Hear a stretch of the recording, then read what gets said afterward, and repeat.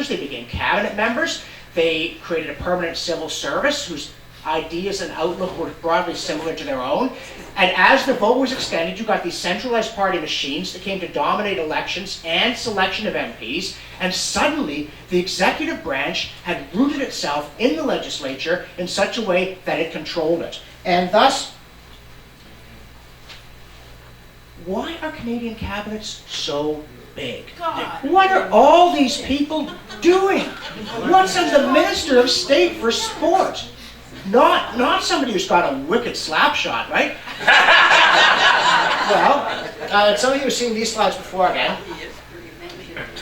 This is the Canadian legislature under Stephen Harper when he had his majority, and it's got the familiar division. There's the NDP in orange, the Liberals in red. Remember, they were the third party in the old days.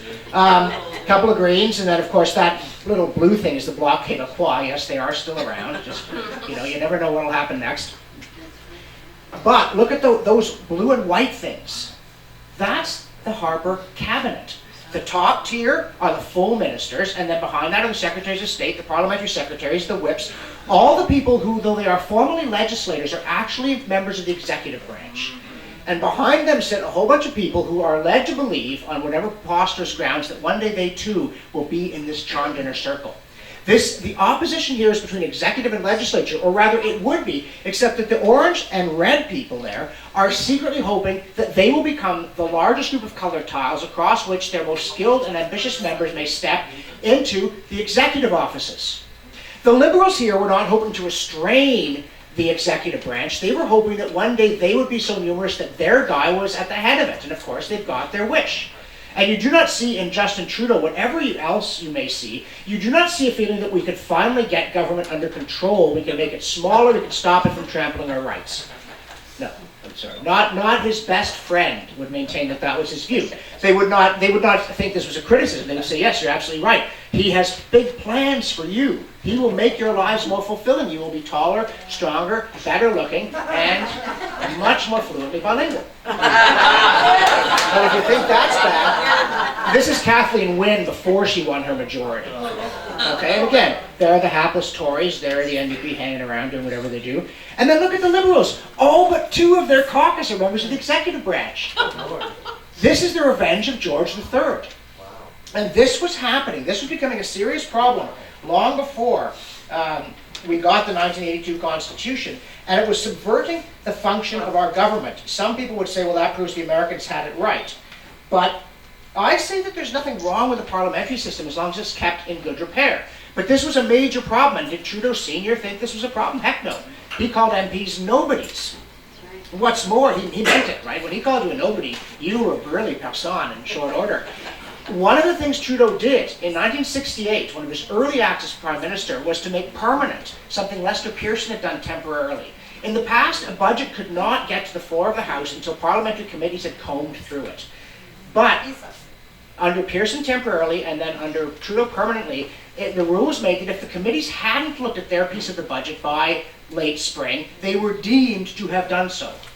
And that was the end of that, because MPs sure as heck didn't want to have to read the budget, especially because they might find something there that would annoy their party leaders and get them off their talking points.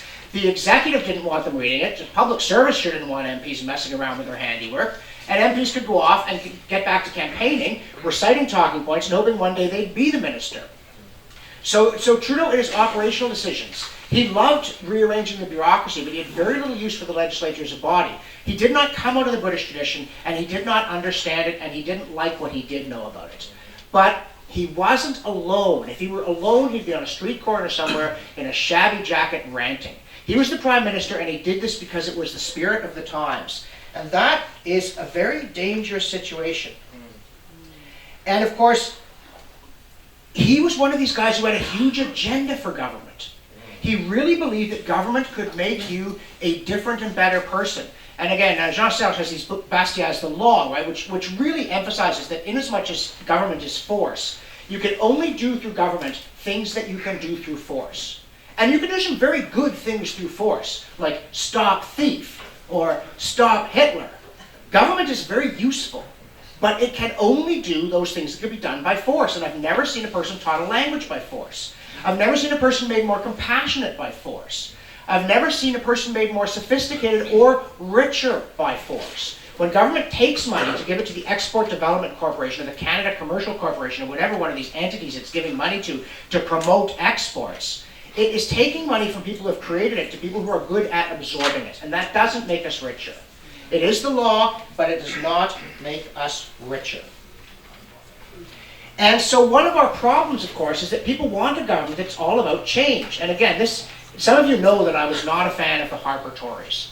And one of the reasons is that if you didn't know they were the Conservatives and you read their platform or you read their budget documents that are all about all the exciting changes they're bringing in, you'd never guess it.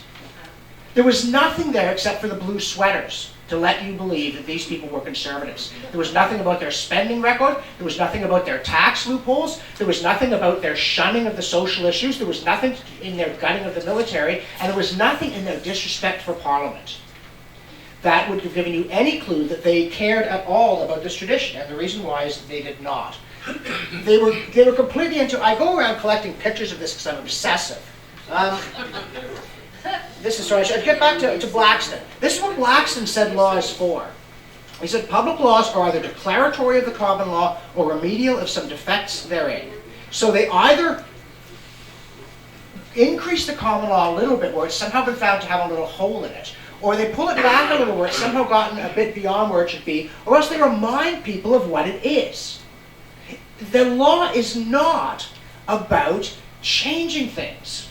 And yet who today would vote for a political party of any stripe that wasn't promising change? Change you can believe in. Real change now. Changely changehoodship.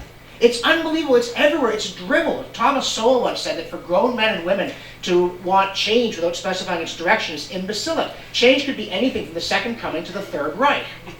And yet, it is everywhere. Hong Kong and Shanghai Bank has these ads at the airport. Tomorrow will be nothing like today. Well, that stinks.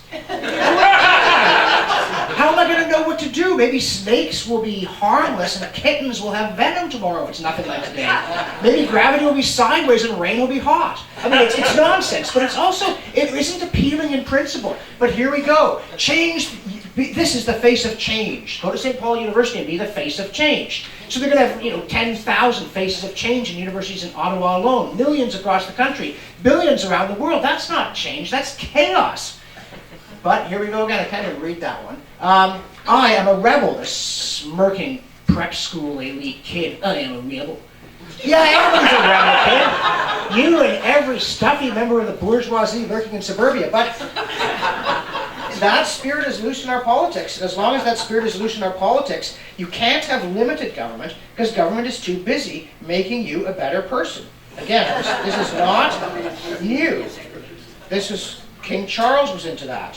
All this stuff. There was just a story, by the way, in the paper about how the son of the manager of the Sex Pistols, I have to say Sex Pistols, because it's the name of the punk rock band, he's incensed because there's going to be 40th anniversary celebrations of punk rock.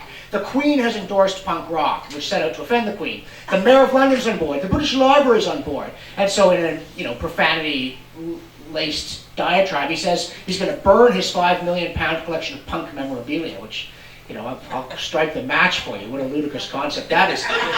But he said it was meant to be about change. Well, you got your change, right? Remember when dyed hair was weird? When people didn't have tattoos everywhere? And piercings in places we won't name? You got your change. Why aren't you happy? Well, it's all about change. It's just about changely change. Or is it? I wonder. Because, again, this is Dicey talking about legislative upheaval. And he says, in England, periods of legislative activity have been exceptional. It's not normal for government to be like this. There was the age of Edward I, which is when Parliament really sinks in its roots and says no taxation without representation. The Tudors, which was a dangerous period we were lucky to live through. The Restoration after the Civil War, and then the mid-19th century. But the one in the mid-19th century didn't stop. That's the funny thing. When he was writing, it had been 70 years. It's now been more than 170 years. Enough already. Are we there yet? Well, in a way, yes, we are. And that's why we shouldn't be too depressed. I don't know if this has been an uplifting talk or not. I'm working on it. We're getting there. Because the modern state is not working. This incredible entrusting of government responsibility for anything and everything in our lives is not producing the results we were promised. We're not happier, we're not friendlier to one another. As Kim pointed out, we're not more bilingual. No. Right? Most of the people in this country who are bilingual are born francophone and live in the more cosmopolitan parts of Quebec. Thank you. And I'm envious of it, right? I'd love to be bilingual. I speak pretty good Franglais. You know, when we did the World War I documentary, I was in France with a cameraman whose French consisted of and then pointing. Okay, and we went everywhere. I hope he wouldn't be insulted because he does full contact martial arts with weapons. So, John, if you hear that, just kidding. But I am not bilingual. Nothing could make me bilingual short of living in a French-speaking area. No, I'd like to be. I'm not proud of it. It's just a fact. My wife is bilingual because she was born in Quebec City speaking French and has moved into the wider world. That's how you do it. That's the only way you do it.